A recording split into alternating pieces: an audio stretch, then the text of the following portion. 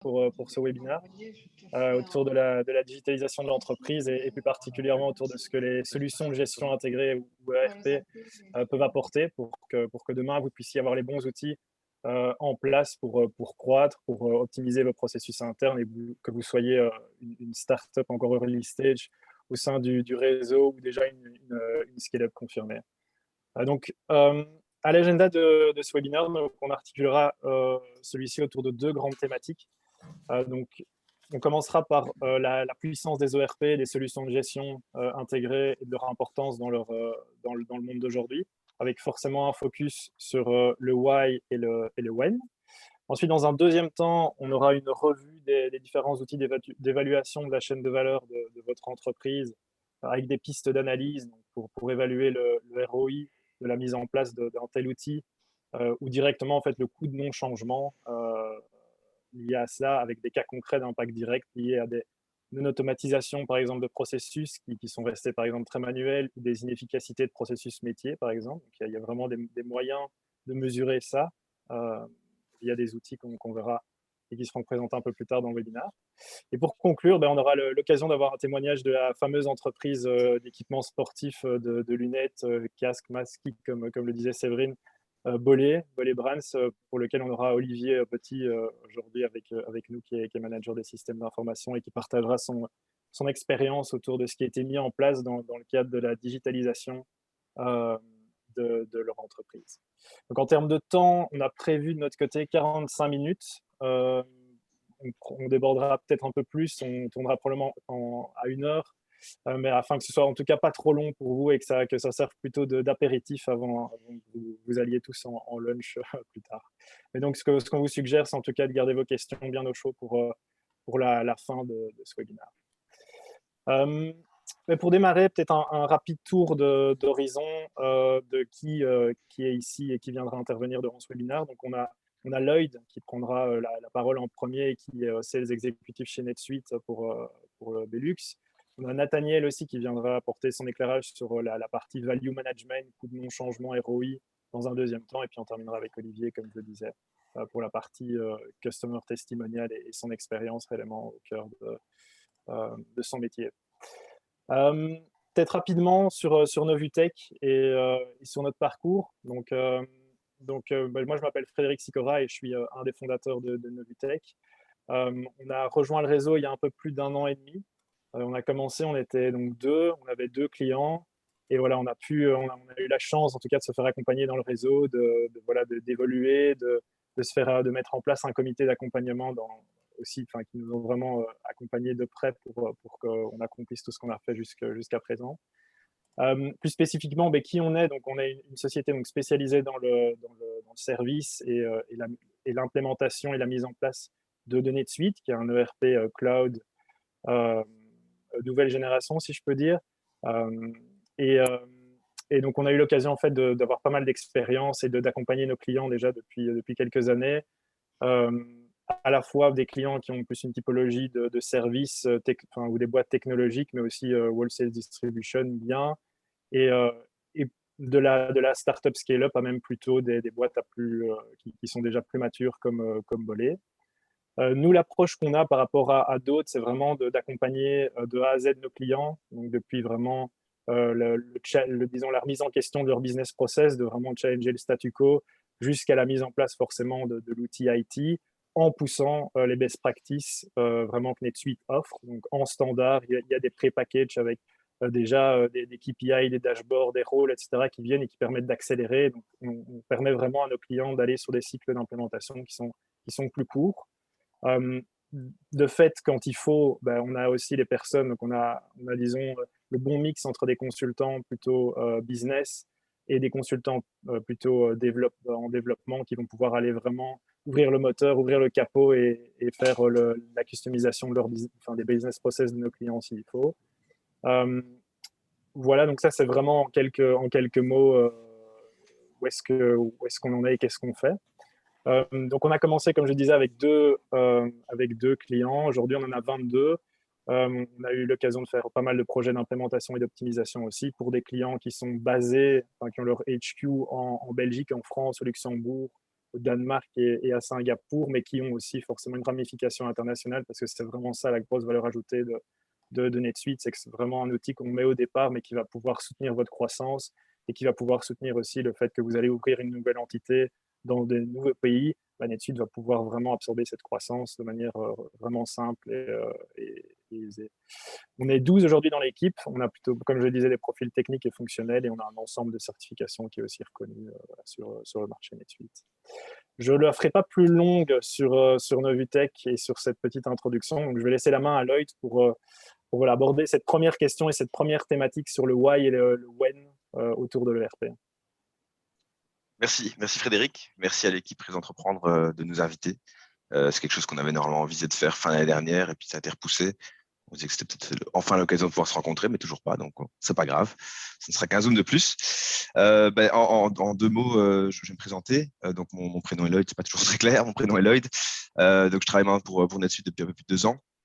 Avant de travailler pour NetSuite, je travaillais moi-même pour une scale-up en tant que responsable commercial, donc une fintech en l'occurrence. Et avant cette aventure fintech, j'ai moi-même été cofondateur d'une startup à un niveau, on va dire, de développement un peu inférieur à la scale-up, qui était aussi une startup dans le secteur du SaaS, avec une équipe belge, mais dont j'étais responsable de l'internalisation. Donc, on a levé des fonds, on est passé par un accélérateur aux États-Unis. Donc, ça m'a donné un petit peu un avant-goût des difficultés opérationnelles d'entreprises qui aspirent à la croissance, de pouvoir se développer, en fait, et notamment au niveau système. Frédéric, si tu veux passer à la slide suivante. Donc, ce que je vais faire aujourd'hui, en fait, c'est vous décrire un petit peu on va dire mon rendu du terrain après avoir passé quelques années dans le secteur et vous expliquer un peu comment ce que je vois, comment ça se passe dans pas mal d'entreprises. Et puis alors le comparer à ce que je vois maintenant de mon point de vue de représentant pour le RP NetSuite. Donc, la société pour laquelle je travaille précédemment, et comme dans beaucoup de jeunes sociétés, un chef des ventes précédent avait réussi à s'imposer et à faire le premier investissement d'un outil, un CRM digne de ce nom, assez onéreux en l'occurrence. Et en fait, on avait également un système homemade qui me permettait de comptabiliser un petit peu ce qui se passait chez nos clients, parce que c'était une plateforme SaaS qui a également ce qu'on appelait de l'usage-based billing. Donc, le CRM, on va dire, comme dans beaucoup de scale-up, coûtait cher et était probablement sous-exploité. On n'avait pas vraiment fait tout ce qu'il fallait pour l'exploiter au mieux. Et bon, une fois que passé en fait le stade du développement client, de la création d'opportunités, etc., quand il s'agit de devoir faire des devis, on devait passer sur la fameuse plateforme Homemade pour pouvoir les présenter aux clients. Une fois que ces devis étaient validés, il fallait les faire signer aux clients et puis après, on pouvait rentrer l'ordre d'achat dans notre plateforme qui allait donc activer le compte client pour que lui ait accès à nos services. Une fois que le client commençait à utiliser la plateforme, c'est là que la finance prenait la main et commençait à aller observer ce qui s'était passé chez nos clients, en les facturant, en procédant aux réconciliations, voir un petit peu comment ça se passe à ce niveau-là. Et puis, ce qui était aussi déclaration de TVA. Une fois que tout ça arrivait en fin de course, évidemment, il y avait un Excel. Il y avait un Excel qui était consolidé avec toutes les données qui venaient de ces 3 systèmes. Alors, tu veux passer à la suivante, Fred, merci. Donc, la réalité, c'était ça, en fait. D'une part, on avait un manque total de visibilité sur le forecast. Donc, nos investisseurs, nos C-level, ne faisaient pas tellement confiance dans notre forecast. Pourquoi ? Parce que la liste des prix n'était pas vraiment mise à jour dans le CRM. Parce que les devis qui, évidemment, évoluent au fur et à mesure que le contrat va se signer, n'étaient pas nécessairement impactés dans le CRM. Il n'y avait donc pas de transfert de données entre la plateforme donc Homemade et le logiciel comptable. Ce fameux logiciel Homemade, alors évidemment, avait été créé par des gens qui avaient fini par quitter la boîte. Ça devenait un petit peu un monstre indomptable que personne ne voulait manipuler, qui manquait totalement de flexibilité. Et donc, ça créait évidemment des interférences parce qu'on devait aller modifier manuellement des offres avec les clients. Ça créait des coquilles. On devait signer plusieurs fois les contrats parce qu'il y avait une erreur qui s'était glissée. Donc, en termes d'agilité, c'était un peu nul. Alors, ce qui se passait aussi, évidemment, c'est que vu qu'il n'y avait pas de transfert de données, merci. Il n'y a pas de transfert de données en fait entre ce logiciel comptable et le logiciel de gestion vraiment client. Nous, il nous arrivait en tant qu'équipe commerciale d'aller faire des upsells, aller vendre plus à un client qui, en fait, du point de vue financier, étaient des clients qui étaient de mauvais payeurs. Donc, en fait, on s'exposait à encore plus de mauvaises dettes parce qu'on élargissait le scope de nos services à des clients qui ne payaient pas, quoi. De la même façon, on allait s'adresser à des clients qui étaient peut-être mécontents. Ça, on ne le savait pas non plus parce que c'est la finance qui entendait parler. Et alors, bien sûr, pour couronner le tout, fin du mois, le financier devait passer plus ou moins 10 jours à consolider toutes ces données dans un Excel qui était évidemment fragile et qu'il ne fallait pas trop manipuler parce que sinon on le cassait. Ce qui faisait qu'en fait, on avait presque 6 semaines de délai entre ce qui s'était passé chez un client et les résultats qu'on pouvait voir. Alors, non seulement il y avait des erreurs, parce que, bon, qui dit intervention manuelle dit erreur, donc il y avait des erreurs de commissionnement. Donc, les commerciaux, évidemment, certains pouvaient être frustrés parce qu'il y avait des problèmes de commission. Mais également, s'il y avait on va dire des événements majeurs chez nos clients, on s'en rendait compte quelques semaines plus tard, ça accentuait le risque de churn au niveau client parce qu'en fait, on ne savait pas qu'il y avait peut-être des clients qu'on aurait pu récupérer à temps si on l'avait su. Je peux aller au suivant, Fred. Alors, certains se soignent, certains se soignent avec ce qu'on appelle le best of breed. Donc, vont aller investir dans des plateformes verticalisées qui sont souvent un peu chères et qui font peut-être bien leur travail. Maintenant, ce n'est pas nécessairement toutes des solutions cloud. Parfois, historiquement, c'est des versions de produits qui sont soudainement hostées dans le cloud et facturées comme une solution SaaS. Mais bon, c'est des solutions évidemment qui évoluent à des rythmes différents. Donc, il faut, un, maintenir les connecteurs. Deux, c'est des versions qui changent à des rythmes différents. Donc, en somme, non seulement ça vous coûte cher, mais en plus, en tant que startup qui est censé se focaliser sur sa mission, on devient soi-même un intégrateur de solutions. En fait, on est en train de gérer 10 solutions et de jongler entre différents produits pour avoir la vérité. Et alors, bien sûr, en fonction d'un produit ou d'une solution ou l'autre, on a une version différente de la réalité. Effectivement, tu pouvais aller au slide suivant. Merci, Fred. Donc, ça, c'est pas le problème qu'on a quand on choisit une plateforme comme NetSuite. NetSuite était donc une plateforme qui est née dans le cloud en 1998 en tant que logiciel comptable dans le cloud. Et Oracle nous a repris en 1996, en 2016, pardon. Depuis que Oracle nous a repris, donc on a doublé en staff. On est passé à 10 000 maintenant. On a bientôt 25 000 clients qui sont tous sur la même version, la seule et unique version du produit, qui est un produit SaaS. Donc, on facture un abonnement. Les upgrades sont planifiés à l'avance, on sait quand elles vont avoir lieu pour tout le monde en même temps. Et conclusion, il n'y a pas de surcoût pour des upgrades, elles sont comprises dans le prix et tous nos clients migrent en même temps. Donc, en termes d'agilité que ça confère à nos clients, ça nous a permis en fait d'acquérir un portefeuille de clients qui ont un ADN international et de clients en croissance.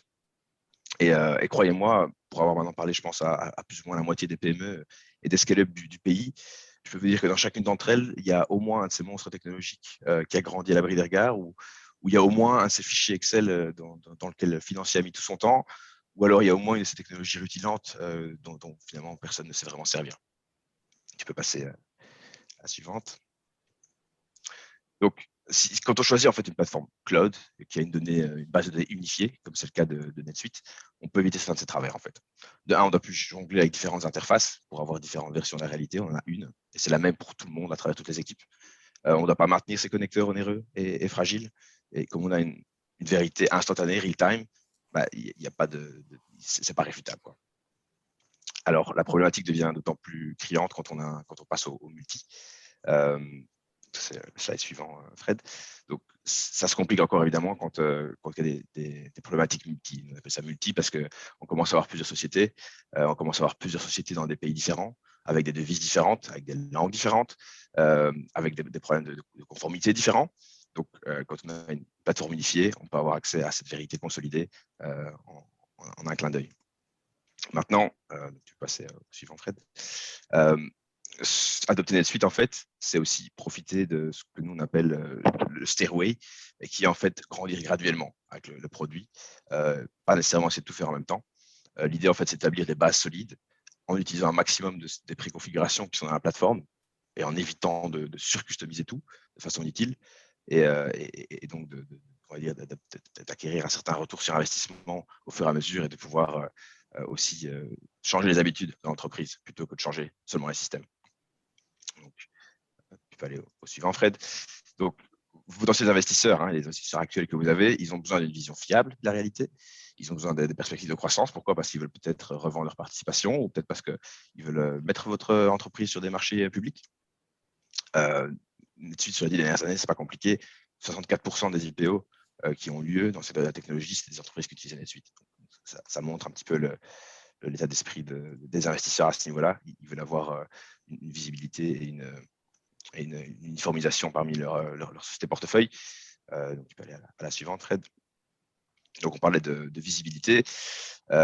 la plupart des entreprises s'intéressent surtout aux paramètres qui sont en fait les résultats finaux. On parle de rentabilité, de chiffre d'affaires, bénéfices, marge brute, le solde de l'actif, dépenses, passifs, flux de trésorerie, tout ça. Quand on est mal équipé, c'est facile de s'en remettre juste à ces chiffres-là. Tant qu'ils sont bien orientés, on peut se dire que tout va bien. Mais en fait, celles qui savent vraiment grandir et éviter les pièges, c'est celles qui savent éviter en fait les angles morts et celles qui peuvent en fait sentir les tendances, qui peuvent entraver leur croissance. Comme celle que vous pouvez voir là, perte de croissance, les cours de devises, etc., etc. Donc, si on parle de contrôle, je pense que tout entrepreneur qui a vu son entreprise grandir, super, merci, toute entreprise qui a vu son entreprise grandir a dû connaître à un moment donné ce sentiment de perte de contrôle. Mais si on parvient à maîtriser le changement, si on parvient à remettre tout le monde vers le nord et le vrai nord, c'est là qu'on peut continuer à prospérer, je pense. Au fur et à mesure de la croissance, en fait, le niveau d'implication d'un entrepreneur change. On ne peut pas contrôler tous les commerciaux, on ne peut pas contrôler les magasiniers, tous les chefs de projet. Donc, quand il y a des changements comme la fraude, comme des audits, des taxes de droits de douane qui changent, on a le Brexit, quand il y a des soucis de localisation qui sont incomplètes, des accords commerciaux qui évoluent, tout ça, avoir des systèmes multiples, en fait, ça ne fait qu'ajouter de la complexité et contribuer en fait à ce chaos. Si on a accès à des dashboards qui vous permettent d'avoir accès à ce type d'informations, aux ventes, aux marges brutes, aux ventes par filiale, aux ventes par produit, par client, les clients à risque, avec chacun de services qui utilisent les mêmes données, il y a beaucoup moins de chaos. Une personne comme NetSuite, par exemple, on aime bien dire qu'on est toujours à 3 clics de la vérité. Donc, c'est-à-dire que si vous voyez un graphique ou une courbe, en cliquant dessus, en cliquant pas plus que 3 fois, on est censé pouvoir arriver à la donnée source et à qu'est-ce qu'il y a en fait dessiné cette courbe. En somme, la facture ou vraiment l'entrée comptable, à proprement parler. Si on parle d'agilité, parce qu'on parle beaucoup de croissance en ce moment, mais en fait, l'agilité, c'est aussi être prêt pour le point d'inflexion. Et je pense qu'en termes de point d'inflexion, on a eu un qui nous a bien impacté cette année dernière. C'est quand on a l'agilité qu'on peut en fait se remettre en question et rebondir au mieux. Être agile, en fait, c'est pouvoir capitaliser en fait sur les opportunités et simplement se maintenir sur la bonne voie quand il y a des points d'inflexion. Je vais maintenant passer la main à mon collègue Nathaniel, qui lui va vous expliquer comment est-ce qu'on vous aide à évaluer l'impact de nos solutions en prenant compte de l'impact de ces angles morts, en vous rendant ce contrôle et cette visibilité accrue sur votre business, et ce, sans pour autant avoir déjà tout mis en place. C'est ce que nous, on appelle le value management. Je rends l'antenne, Fred. On va passer à Daniel. Lloyd, et bonjour à tout le monde. Très heureux d'être avec vous aujourd'hui pour pouvoir échanger justement sur les outils que nous utilisons chez NetSuite pour identifier, comme le disait Fred, le coût du non-changement. Ce que je voudrais faire dans les 15 prochaines minutes, c'est vous donner un rapide tour d'horizon des méthodologies sur lesquelles on s'appuie et la manière dont on accompagne nos prospects pour les aider à identifier les gains potentiels que représenterait une solution telle que NetSuite.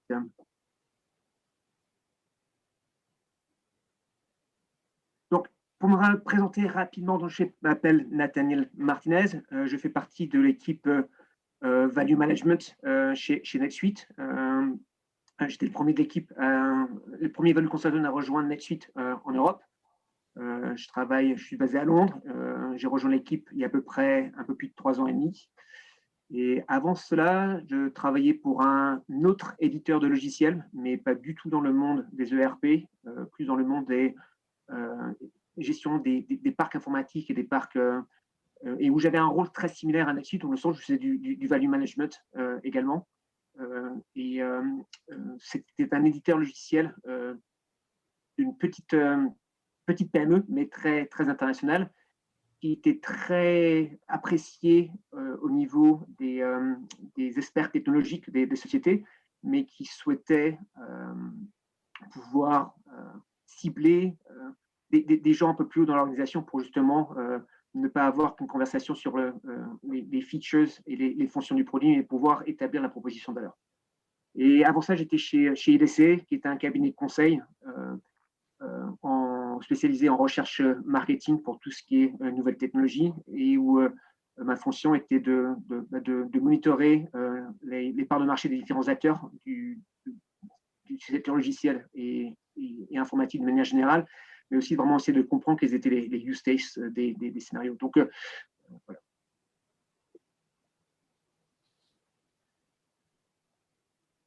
Donc, ce qu'on entend par le value management, en fait, la manière dont ma fonction au sein de NetSuite, c'est vraiment, comme je disais tout à l'heure, d'accompagner nos prospects et de les aider dans leur compréhension des enjeux et de l'impact que pourrait apporter la solution que représente NetSuite. Et l'une des particularités de NetSuite, c'est que comme nous sommes une solution qui soit basée dans le cloud, qu'on a un pur acteur du cloud, l'un des avantages, c'est que ça nous permet d'avoir l'ensemble de nos clients sur le même produit, sur le même logiciel, à n'importe quel moment donné, en fait. On n'a pas cette notion de version. Et ce qui nous met dans une position assez unique, c'est-à-dire que ça nous permet, au fil du temps, d'avoir identifié et développé des meilleures pratiques et des benchmarks, ce qui nous permet ensuite d'identifier assez rapidement quels sont les gains potentiels attendus de nos solutions en fonction d'un client donné. Mais en même temps, on reconnaît que chaque organisation n'opère pas forcément de la même manière.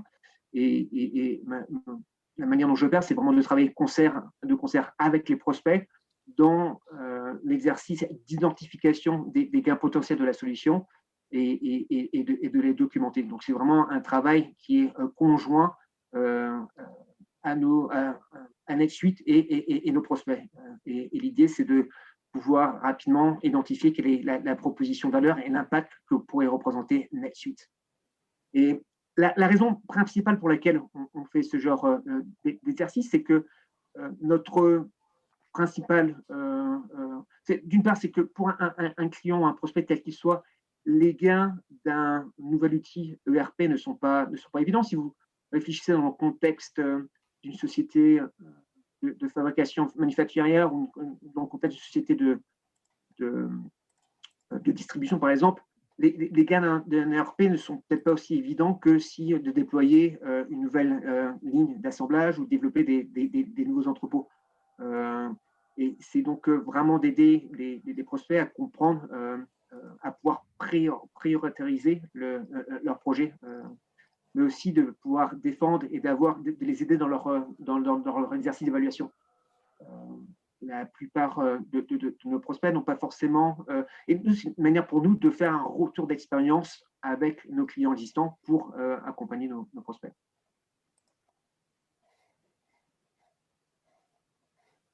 Donc, la manière dont j'opère, et je veux simplement vous donner un rapide tour d'horizon dans la manière dont j'opère. Donc, ce genre d'exercice, c'est un exercice qui nécessite d'être consultatif et itératif. Donc, nous, en tant qu'éditeur de RP, ça nécessite un certain investissement de notre part pour comprendre les enjeux et d'un client en particulier. Et de le côté de la part de nos prospects, comme je disais, la plupart de nos prospects ne sont pas forcément des spécialistes dans la sélection, l'évaluation d'un outil de RP.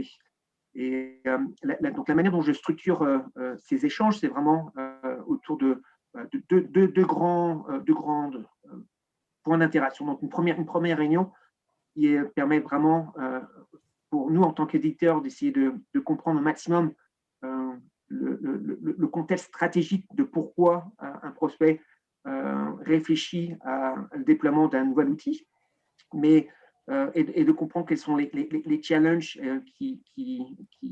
auxquels ils ont à faire face.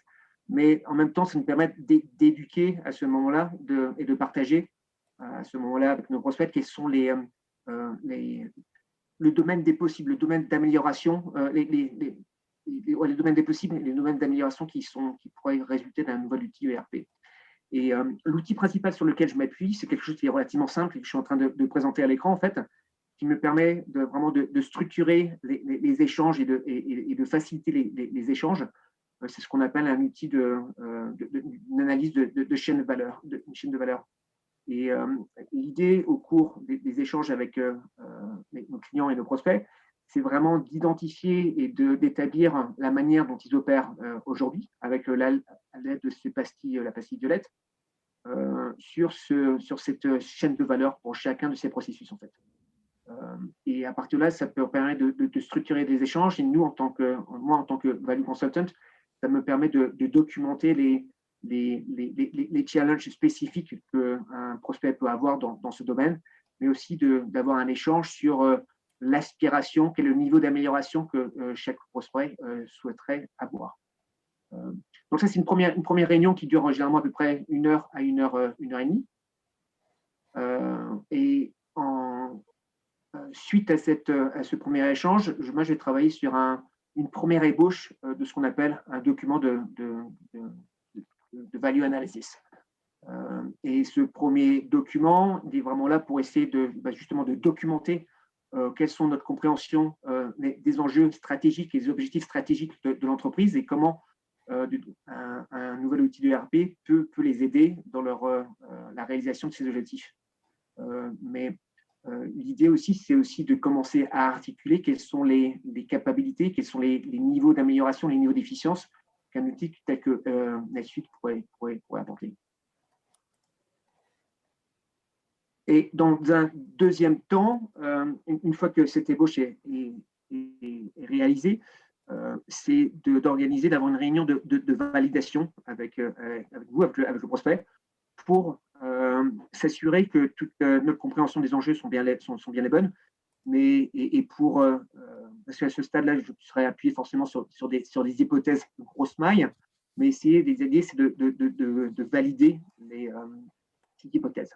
Donc, même s'il y a une notion de ROI et de quantification des bénéfices et des impacts, l'idée générale ici, ce n'est pas forcément d'avoir un ROI avec les chiffres. En fait, ils sont simplement pour essayer d'illustrer et d'accompagner. Ils sont simplement là pour illustrer comment NetSuite pourrait potentiellement aider un client particulier. Et le but de l'exercice, c'est plus de fournir un cadre de référence pour permettre ensuite aux prospects d'avancer et d'approfondir justement leur exercice d'évaluation d'un nouvel outil de ERP. Donc, en fait, ce que l'on propose, c'est vraiment de donner un premier stade de réflexion avec plusieurs pistes et d'articuler ça autour d'un business case avec des hypothèses grosse maille. Mais l'idée, c'est qu'ensuite, soit de concert, on travaille à affiner ce document, ou ce qui se passe relativement souvent aussi, c'est que ce document ensuite prend une autre vie en interne pour animer les échanges et s'assurer que vous faites la bonne décision. En fait. Donc là, c'est juste à des fins purement illustratives. Donc là, c'est des extraits de business case que j'ai réalisés avec différents prospects. Et donc, comme je le disais dans un premier temps, on essaie d'identifier quels étaient les challenges spécifiques à ce prospect. Donc, ce prospect qui s'appuie sur un outil de CRM, sur Shooter CRM, où le front n'était pas du tout intégré avec le back-office. Et du coup, ça nous permet ensuite d'articuler quels sont ce que NetSuite peut apporter en termes de capacité pour unifier justement les processus de front office et de back office, comme on parlait Lloyd tout à l'heure. Un autre domaine pour les sociétés de services, où souvent il y a des problèmes de perte de revenus parce que tout n'est pas forcément facturé en temps et en heure, pour des raisons telles que une dépendance sur des documents du type Excel ou le fait encore en mode d'intégration. Donc l'idée, c'est qu'avec NetSuite, en s'appuyant sur un outil unifié, s'assurer que tout est capturé en temps et en heure et facturé de la sorte. Et quel serait l'impact potentiel. Et même chose, en même temps, justement, en ayant un système unifié, l'une des problématiques, c'est que beaucoup d'entreprises ont du mal à facturer en temps et en heure ou facturer du fait d'efforts manuels. L'idée avec NetSuite, c'est justement de s'assurer une facturation et un process de order to cash qui soit fluide, qui vous permettrait de facturer plus tôt que si vous avez des processus manuels, mais en s'assurant que toutes les bonnes informations soient disponibles pour éviter les risques d'erreurs ou de disputes, mais aussi automatiser tout ce qui est le processus de relance et comment on peut réduire du coup le délai moyen de paiement.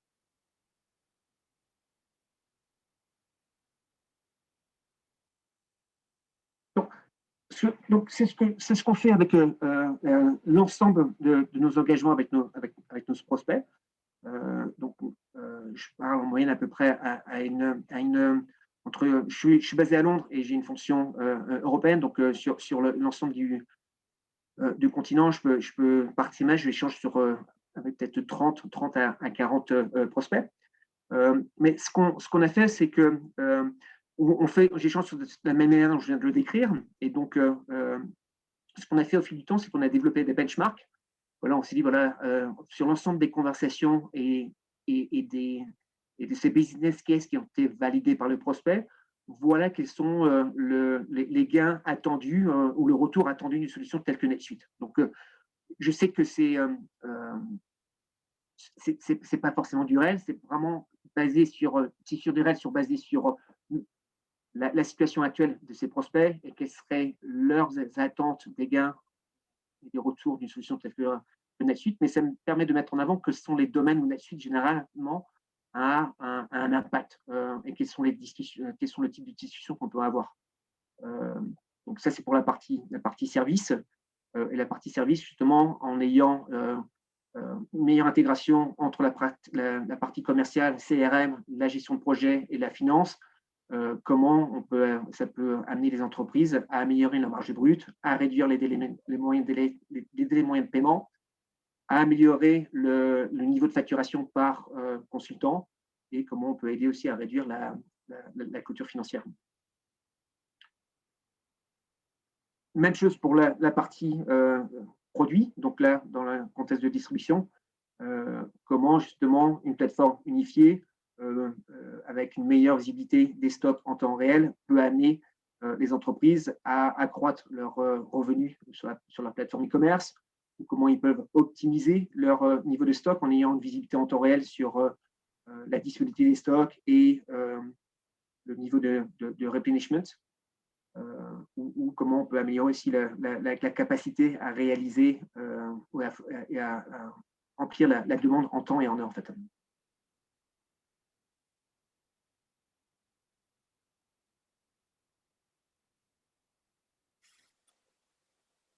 J'espère que ce tour d'horizon a été utile. Je repasse la main à Frédéric. Merci Nathaniel pour ce tour d'horizon sur le value management. Je pense, en tout cas ici, c'était l'enjeu de ce deuxième sujet, de cette deuxième thématique pour ce webinaire, c'était vraiment de vous conscientiser aussi un peu à des enjeux qui sont peut-être pas encore maintenant prioritaires dans votre phase de croissance de votre entreprise, mais au moins que vous ayez un avant-goût aussi des différentes fonctions qui peuvent être plus intégrées, qui peuvent être gérées de manière plus efficace. Et il y a des outils qui permettent de le faire. Donc c'était vraiment pour donner. Bon, c'est très court le temps qu'on a eu, mais au moins on espère que c'est clair et que vous garderez ça dans un coin de votre tête si jamais c'est pas encore utile pour vous maintenant, ou que si c'est déjà utile, pouvoir potentiellement déjà mener ces audits en interne pour vous digitaliser, vous allez vers des systèmes peut-être plus centralisés, moins stand-alone, mieux intégrés, qui permet du coup de faire d'être beaucoup plus efficace avec moins d'inefficience en interne. Voilà, c'était tout de ce côté-là. Donc ici, je propose qu'on aille vers le customer testimonial. Et donc, je suis vraiment super content et heureux de pouvoir accueillir Olivier et du coup de discuter un peu plus de qui est Bolé, d'expliquer peut-être ta fonction. Donc Olivier, je t'en prie.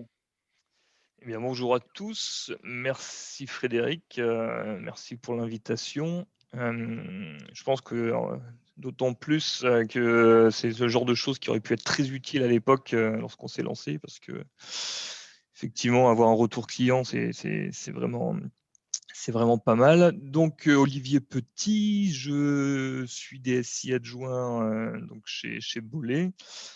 Bolé, pour ceux qui pourraient connaître, donc c'est initialement un lunetier, une entreprise familiale à la base, qui s'est au fur et à mesure des années étendu à l'équipement sportif, donc essentiellement autour de lunettes, de masques de ski et puis de casques, soit de ski ou de vélo. Bollé a fait l'objet de différents rachats au fur et à mesure des années, et plutôt, on va dire, dernièrement, aussi par de grands groupes que des fonds d'investissement plus récemment, hein, entre autres avec celui de 2018. Et avec ce dernier rachat, on a fait l'objet d'un carve-out, en fait, finalement, avec différentes marques donc, qui sont présentes ici, telles que CB, HD Optics, Serengeti, pour créer le groupe Bollé Brands, qui est donc un groupe vraiment centralisé sur l'équipement de sport, particulièrement la lunette et les casques. Quelque chose de moins connu, donc c'est toute la filiale Bollé Safety, qui, bien qu'elle soit moins connue, fonctionne très bien en ce moment, parce qu'au niveau du sport, vous devez vous douter que ce n'est pas forcément la période idéale, mais toute la partie Bollé Safety, donc j'ai mis un exemple de masque de protection, de lunettes, de face shield et autres choses comme ça. Bollé est une entreprise principalement européenne, mais on est présent à l'international, en Amérique du Nord, au niveau Asie, APAC, Japon, Hong Kong et Australie. Quoi d'autre? On a fait également l'objet, on a racheté nous-mêmes, donc le groupe Bollé Brands, la marque Spy, récemment en 2019. Donc il y a vraiment une volonté d'expansion. Et tout ceci pour mener finalement donc au groupe Bollé Brands, que vous connaissez peut-être, en tout cas je l'espère, aujourd'hui. Pour ma part, à titre personnel, donc j'ai rejoint le groupe Bollé Brands, on va dire plus ou moins récemment, et avec une fonction de DSI adjoint, mais un focus tout particulier sur NetSuite, qui représente une très grande partie du SI chez Bollé. On en reparlera sans doute un peu plus tard. Et vis-à-vis de NetSuite, en fait, j'ai également, dans une vie précédente, justement, découvert NetSuite, et plus particulièrement encore toute la partie finance et comptable de NetSuite. Ok. Et du coup, c'est, je pense, une belle transition pour de te poser la question aussi, pour mieux comprendre, en tout cas, qu'est-ce qui a amené Bollé à se tourner vers NetSuite, quels étaient voilà, les grands enjeux et l'importance de digitaliser Bollé à travers cette croissance, et pour aller vers cette solution unifiée, en tout cas unique, et éviter trop de solutions standalone. Si tu pourrais peut-être me donner en tout cas quelques pistes de réponse là-dessus. Yes. Donc, comme je vous l'ai dit, on a fait l'objet d'un carve-out. Nous étions donc plusieurs marques, plusieurs filiales dans plusieurs pays pour chacune de ces marques. Chacune utilisait, on va dire, plus ou moins on va dire des outils différents, que ce soit des outils comptables, des outils plus métiers. L'outil préféré de certains qui était la fiche Excel. Donc voilà, il y avait vraiment une envie et un besoin d'un côté, parce qu'on était revendu, donc de se séparer des systèmes précédents. On a eu la chance d'avoir droit à une période de transition, mais il fallait évidemment sortir des systèmes des précédents et de digitaliser tout ce qui ne l'était pas encore. Parallèlement à ça, il a fallu se restructurer parce qu'un grand nombre de pays, c'est plusieurs marques, plusieurs pays, des équipes qui n'avaient pas l'habitude de travailler ensemble. Le but du jeu était donc de recentraliser tout ceci dans un même et unique outil. Il fallait que cet outil soit SaaS, qu'il soit accessible de partout dans le monde. Il fallait qu'il soit accessible 24/7, évidemment. Nous avions besoin d'un outil, pas seulement un outil comptable et financier, il fallait vraiment que ce soit un outil qui soit utilisé par l'ensemble de l'entreprise, donc que ce soit les sales, la supply, évidemment la compta, le contrôle de gestion, tous les frais généraux également, puisqu'on passe l'ensemble de nos commandes. En tout cas, c'était le besoin initial dans l'outil pour faire tout ce qui était les prévisions et les différentes nécessités de suivi de dépenses et autres. Voilà, donc tout ceci nous a amené à mettre, on va dire, des solutions, des solutions en concurrence pour finalement se pencher sur NetSuite pour encore d'autres raisons qui, là, pour le coup, nous étaient, on va dire, un peu plus éloignées par rapport à notre business, parce qu'il nous fallait aussi des solutions qui étaient connues sur la place publique, dont on saurait trouver des intégrateurs, des partenaires avec qui travailler au fur et à mesure. Il nous fallait un outil qui puisse s'interfacer avec des systèmes externes experts, parce qu'on travaille, donc en fait, on construit nos modèles de lunettes, mais on a également besoin de les vendre et donc de les acheminer. Donc, on travaille avec Geodis, entre autres, et donc on a besoin d'un système qui soit interfaçable. C'était, il faut le dire, un logiciel qui semblait plaire aux fonds d'investissement, de par sa souplesse et sa facilité de mise en œuvre, de par la possibilité d'intégrer, on va dire, des nouvelles filiales / marques pour nous, et ou d'autres pays. Parce que pour faire assez simple, on va dire que toute la partie Nord-América était déjà sur NetSuite, toute la partie EMEA était sur Microsoft Dynamics, et la partie APAC était plus ou moins sur Pronto. Donc le but étant de recentraliser tout ceci autour d'un seul et unique outil, chose qui était permise et qui est possible dans NetSuite. On pourra en reparler, mais c'est des sujets qui sont même en cours pour certains, puisque on n'a pas encore fini l'intégration de l'ensemble de nos filiales. Ok. Et peut-être Voici. un rapide mot du coup sur voilà, votre architecture IT aujourd'hui et quels sont les grands challenges aussi qui restent à accomplir. Je ne sais pas si tu peux nous en dire un mot aussi là-dessus. Ouais. Donc, comme je vous ai dit, en fait, le SI Bolé est relativement simple, on va dire. 90% se passe directement dans NetSuite. On a souhaité conserver, ou en tout cas mettre en place certains points bien spécifiques, parce qu'on avait des besoins très particuliers, ou en tout cas qui faisaient sens à un moment donné. Donc, on a NetSuite qui est vraiment le point central chez Boulet. Salesforce pour toute la partie B2C uniquement, c'est vraiment Salesforce Commerce Cloud. C'est uniquement la partie donc, vente en ligne pour le B2C. La partie B2B est assurée par donc, NetSuite Suite Commerce, qui est en fait sur le schéma, on va dire un peu séparé, mais qui est directement intégré à NetSuite.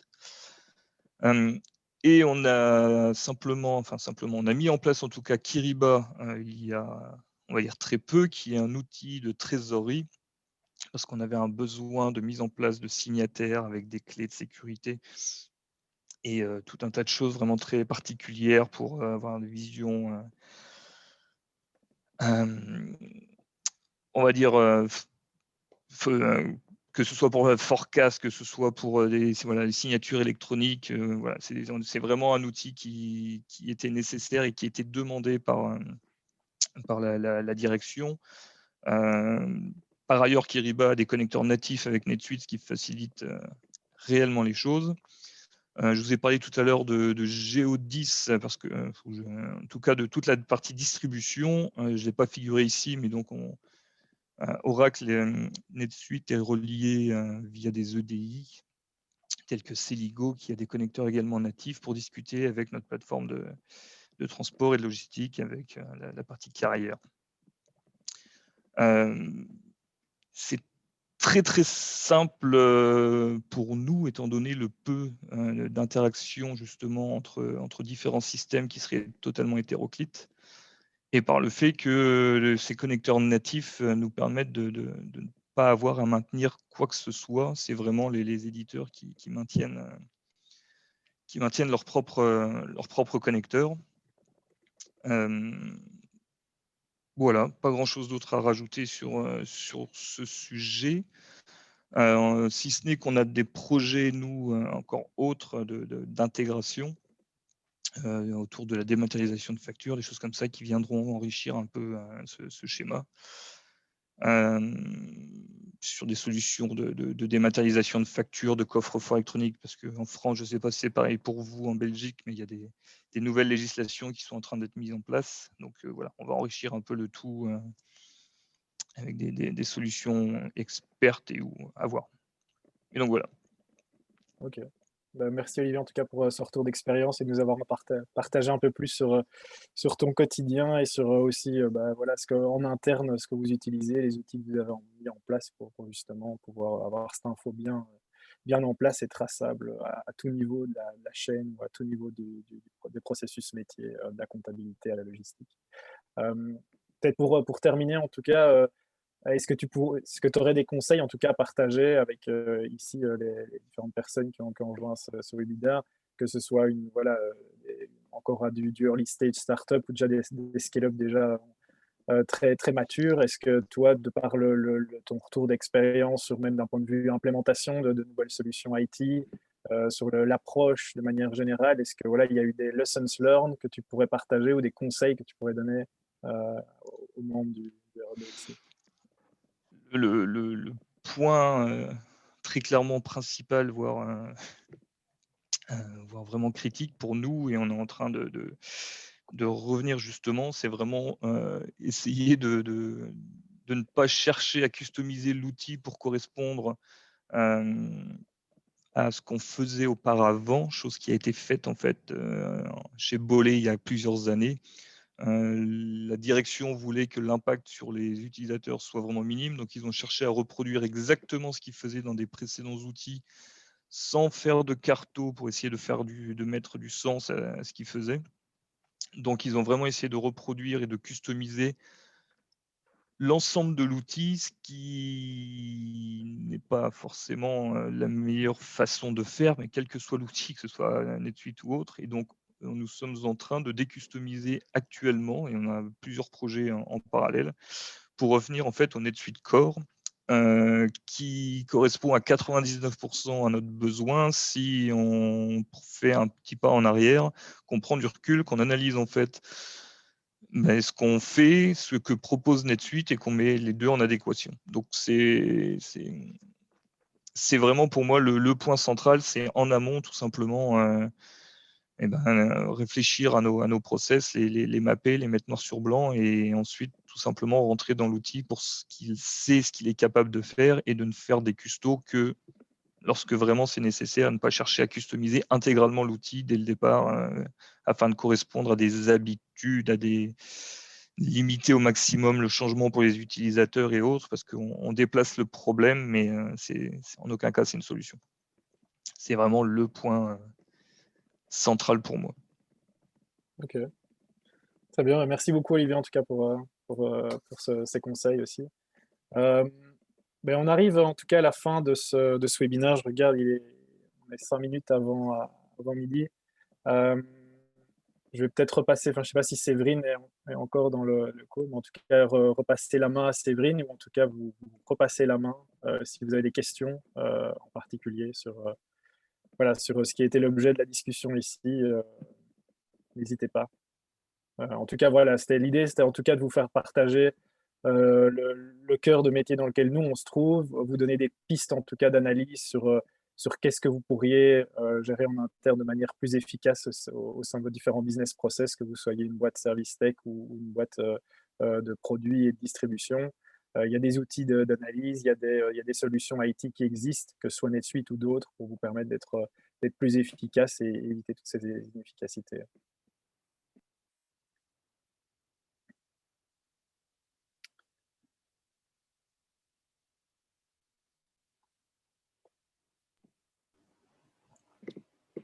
Est-ce que vous avez des questions? Vous pouvez enlever éventuellement la présentation, comme ça on vous voit mieux.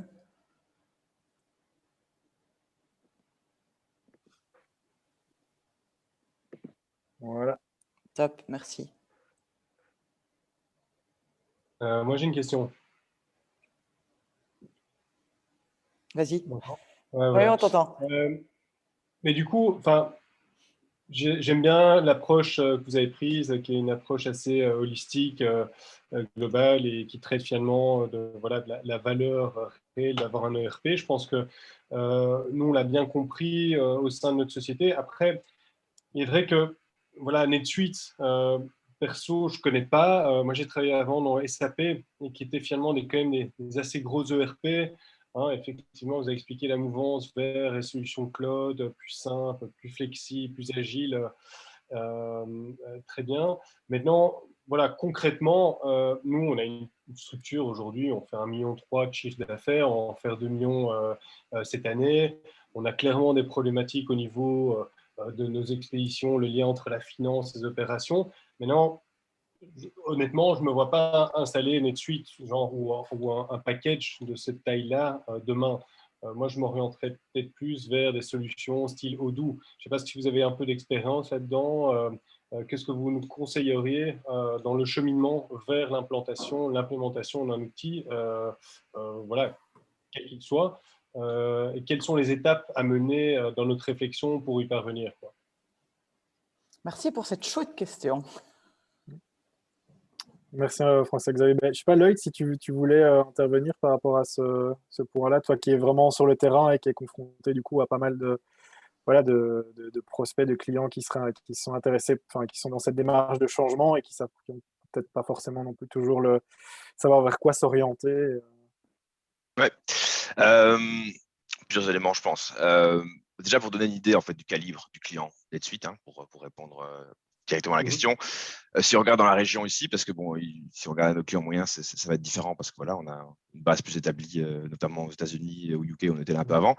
Et puis bon, voilà, c'est des marchés plus grands, donc forcément le client moyen dans ces marchés-là est plus grand que le client moyen ici.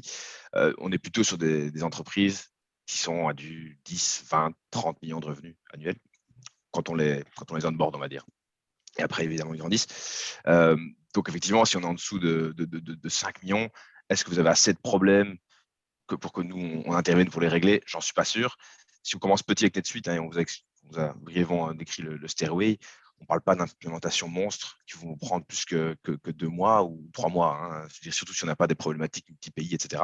Donc, voilà, c'est 2-3 mois, mais bon, je pense que beaucoup moins, vous n'arriverez pas à faire ailleurs. Après, oui, peut-être que si vous êtes à 1,5 million de revenus, vous pouvez faire 2 millions et vous n'êtes pas encore dans l'étape où vous allez vous installer dans différents pays, etc. Odoo restera un bon choix.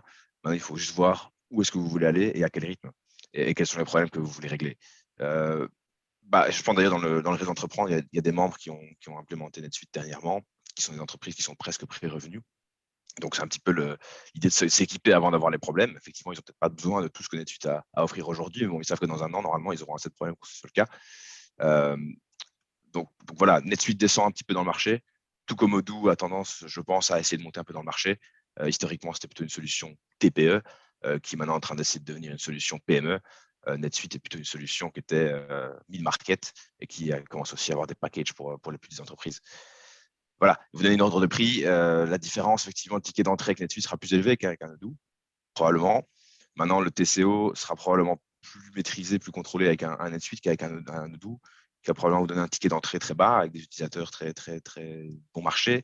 Mais par contre, ce qu'on ne voit pas venir au départ, c'est les connectivités qu'il va falloir être maintenues, les upgrades et surtout le service qui sera associé, quoi. Surtout les équipes dont vous allez avoir besoin pour le maintenir et faire évoluer, ce ne sera pas la même chose qu'avec un NetSuite. Donc, voilà, c'est un petit peu le retour que je vais vous donner. Maintenant, si on veut vraiment pouvoir comparer en détail quelles sont vos problématiques, est-ce qu'on les résoudrait mieux qu'un Odoo ou non, ça c'est difficile à faire dans une conversation comme ça, mais si vous voulez qu'on se pose la question ensemble, on est bien sûr disposé à prendre une demi-heure ou une heure offline pour en discuter plus en position. J'espère que ça répond à la question. Oui, mais voilà, il n'y a pas une réponse toute faite, hein, et j'aime bien la nuance que tu apportes. Donc voilà, clairement, on est dans le début du questionnement et il faut se poser les bonnes questions aujourd'hui, mais je n'ai pas l'impression qu'on doit aujourd'hui mettre en place quelque chose de trop complexe. Voilà. C'est plus ça, étape par étape. Ouais. Mais c'est sûr qu'ici, nous, ce qu'on a pu voir aussi, comme le disait, c'est qu'on a récemment accompagné quelques membres aussi justement vers leur migration vers l'implémentation de NetSuite. Et c'est vrai que c'est des boîtes voilà, qui sont encore en pleine expansion, qui ont déjà ce désir d'aller à l'international, qui sont en pleine expansion, mais qui ne sont pas non plus encore des boîtes qui sont très matures, mais qui ont voulu faire le choix de NetSuite maintenant, avec quelque chose de très simple, très auto-brief. On était sur une dizaine de jours d'implémentation, donc on ne parle clairement pas non plus d'implémentation lourde sur plusieurs années à la SAP, donc on est quand même sur quelque chose de très lean. Mais du coup, je pense qu'il faut vraiment se poser la question en effet de la stratégie que vous voulez avoir, en termes d'expansion, internationale ou non. Et aussi, ce qu'il faut savoir, comme Lloyd aussi, c'est qu'il y a énormément de choses qu'on peut faire aussi en tant qu'user dans NetSuite. Donc, il y a il ne faut pas forcément être un expert en JavaScript pour pouvoir aller customiser l'outil non plus, ce qui est vraiment un plus par rapport à d'autres solutions où il faut directement les scripter. Donc, nous, c'est vraiment notre tour aussi d'expérience client. C'est qu'on les accompagne durant le processus d'implémentation pour que vous soyez autonome demain pour rajouter des champs sur une forme, rajouter un workflow d'approbation. Tous ces genres de choses est clairement faisable en tant que voilà, personne du métier de l'entreprise sans forcément tout le temps passer par des consultants externes. Donc ça, c'est probablement les deux grands. C'est marrant parce que je retrouve du jargon Accenture dans ce que vous dites, dans tout ce que vous amenez. C'est vrai. On est de plus en plus vers des outils qui peuvent être gérés par les utilisateurs eux-mêmes sans devoir faire appel à un développeur. Low code, quoi. Le buzzword de 2021. Ouais. Ok, super. Merci pour votre. Moi, c'est toutes mes questions. Est-ce qu'il y en a d'autres? Merci en tout cas pour la question.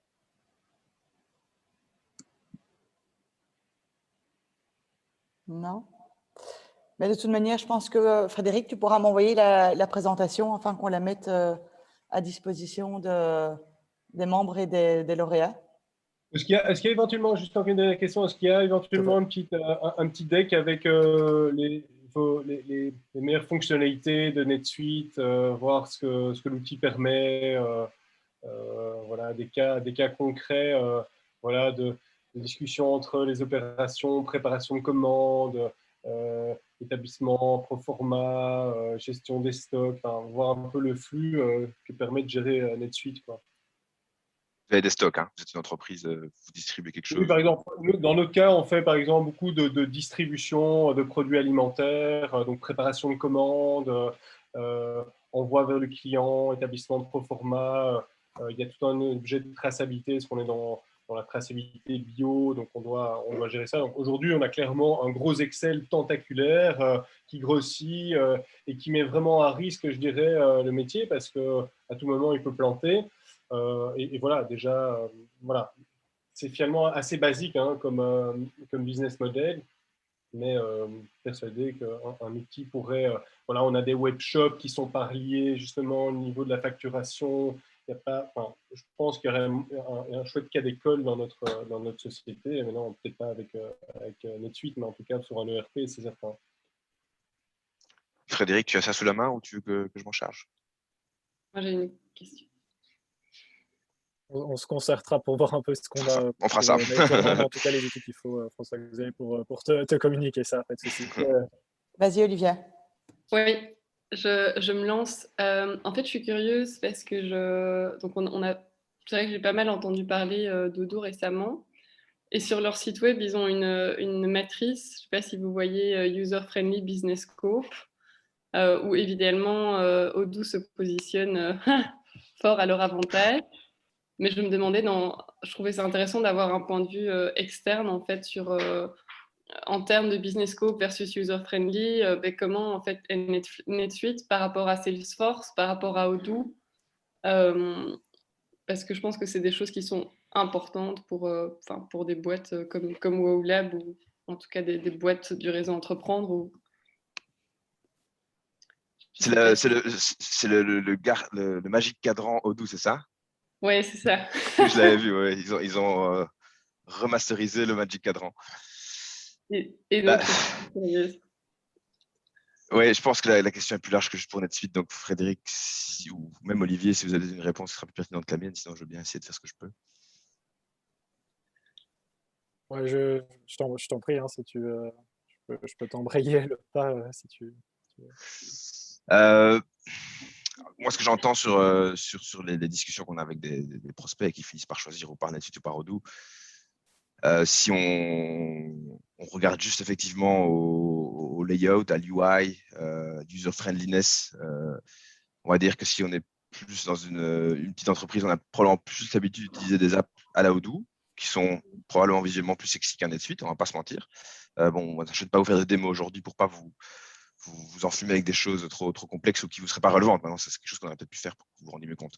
Parce que NetSuite, c'est clair que c'est un ERP, donc c'est quelque chose d'assez complet, qui est peut-être pas nécessairement visuellement extrêmement sexy, mais qui permet d'avoir tout à un endroit et que ça soit bien fait. Pour parler de Salesforce, je pense que oui, probablement Salesforce a une UI qui a un niveau plus sexy aussi que celui de NetSuite. Enfin, moi, je disais Salesforce de par le passé, je n'étais pas extrêmement excité, mais bon, ça, effectivement, je pense qu'ils ont certains de leurs produits qui sont plus orientés utilisateurs. On voit énormément de clients Salesforce qui l'utilisent conjointement avec NetSuite. C'est ce que je disais aussi, c'était dans lequel moi je travaillais précédemment. C'est souvent les ventes qui sont plus fortes que la finance et donc ils arrivent à investir l'argent dans le CRM avant que ce soit la finance qui puisse acheter un ERP. Mais on voit énormément de clients qui utilisent l'un et l'autre. Donc en termes de profil de clientèle, de mission, de vision, je dirais que Salesforce et NetSuite sont quand même assez proches. Et alors il y en a un troisième que vous avez mentionné qui m'a échappé. Oui, c'était de façon globale. J'ai pas de. Je voyais aussi SAP, Microsoft Dynamics dans le cadran, mais voilà, ça répond à ma question. Oui, bah alors je pense que SAP, là, on est sur quelque chose de plus lourd, plus complexe. Moi, je ne l'ai pas utilisé, mais enfin, je ne l'ai pas utilisé. Là, je pense que là, on est encore un niveau en dessous, au niveau user-friendliness. Pour ce qui est de Microsoft, bah oui, Microsoft qui a un background orienté for utilisateur et qui achète des technologies. On parle de LinkedIn, on parle d'Outlook, évidemment, qui sont des utilisateurs, des technologies grand public, peuvent peut-être être plus attirants pour celui qui n'a pas l'expérience d'utilisation d'un ERP.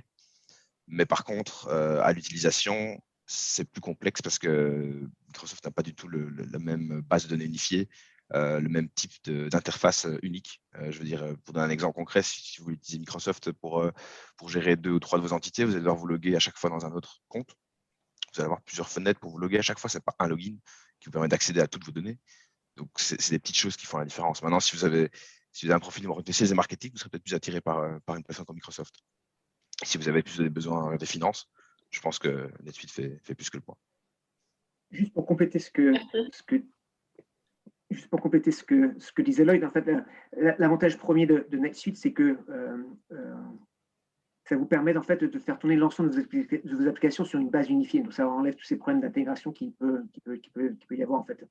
Vous pouvez très bien avoir tout sur NetSuite et on peut vous accompagner dans votre développement. Il n'y a pas beaucoup de vendeurs qui sont capables de le faire. Même si des acteurs comme Odoo se présentent comme des acteurs du cloud, mais en fait, ils ne sont pas forcément true cloud dans le même sens que nous, parce qu'ils vous offrent une version on-premise. Et ils sont extrêmement dépendants ensuite des intégrateurs qui peuvent faire un certain nombre de personnalisation, de customisation. Mais le danger avec ça, c'est que ces personnalisations, ces customisations, après, dans le long terme, comme ce n'est pas basé sur du standard, vous vous retrouvez dans des problématiques, encore une fois, où c'est une solution qui ne sont pas évolutives. Alors que la manière dont NetSuite a été conçue et pensée dès le début, c'est vraiment d'accompagner les entreprises, c'est une plateforme business, en fait, pour les entreprises de petite taille et les accompagner dans leur développement, en fait. Et je connais très bien Odoo, c'est un sujet un peu douloureux à la maison parce que ma femme a été responsable d'une sélection ERP récemment pour une petite entreprise et ils ont fait le choix de Odoo, mais simplement parce qu'ils avaient des critères justement, ils voulaient avoir une version on-premise, ce que NetSuite ne peut pas faire. Mais le retour d'expérience, c'est qu'après, tout va dépendre aussi de la qualité et de l'intégrateur que vous aurez pour le déploiement. Et c'est vrai que certaines des applications peuvent être très sexy, mais il y a quand même beaucoup, le CRM par exemple, la finance, je comprends, n'est pas forcément intégré comme l'est chez NetSuite. Ce sera des problématiques que vous retrouverez chez Microsoft aussi, où justement, sous couvert d'un d'une solution cloud, vous avez quand même besoin des services qui s'appellent Common Data Services pour pouvoir intégrer les différentes bases de données CRM et finance et c'est un service qui est facturé également. Donc, ça rajoute un niveau de complexité, en fait. Si on n'est que utilisateur, c'est probablement moins douloureux. Mais si on doit payer, si on doit maintenir la plateforme, si on a vu d'ensemble, c'est autre chose. 25 000 clients chez NetSuite, c'est 25 000 clients qui sont en infrastructure multitenant, comme on l'appelle, tous dans le cloud. Si on se tourne sur des Microsoft ou des Odoo, on tend à réaliser qu'en fait, il y a presque autant de versions différentes de leurs produits qu'ils ont de clients. Parce que tout le monde customise ça à merci. Et chaque partenaire, en fait, le customise à sa façon. Et on est beaucoup plus verrouillé avec un partenaire que si on est évidemment sur un système qui est standardisé. Ok, merci.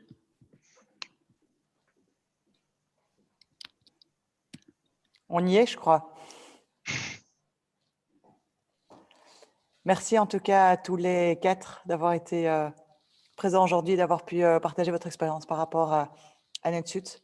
J'espère que ça aura donné des idées, en tout cas à certains des lauréats ou des membres, d'investir en tout cas dans un bon ERP, quel qu'il soit, pour en tout cas soutenir leur croissance et le développement de leur société. Merci de en nous tout cas, Cédric, énergiser. de nous avoir donné la chance de participer à ce webinaire aussi. Avec grand plaisir. À bientôt. Bon après-midi à Il y a tous. quoi que ce soit et on part. Très bien. Très bien. Tu m'envoies Merci. En tout cas, la s'il reste des présentation, questions, en tout Frédéric. cas, on peut les prendre en off. Oui, tout à fait. On fait ça. Super. Merci à tous. Merci beaucoup. Bon après-midi. Également, au Merci, revoir. bonne journée. À bientôt. Au revoir. Bon après-midi. Au revoir.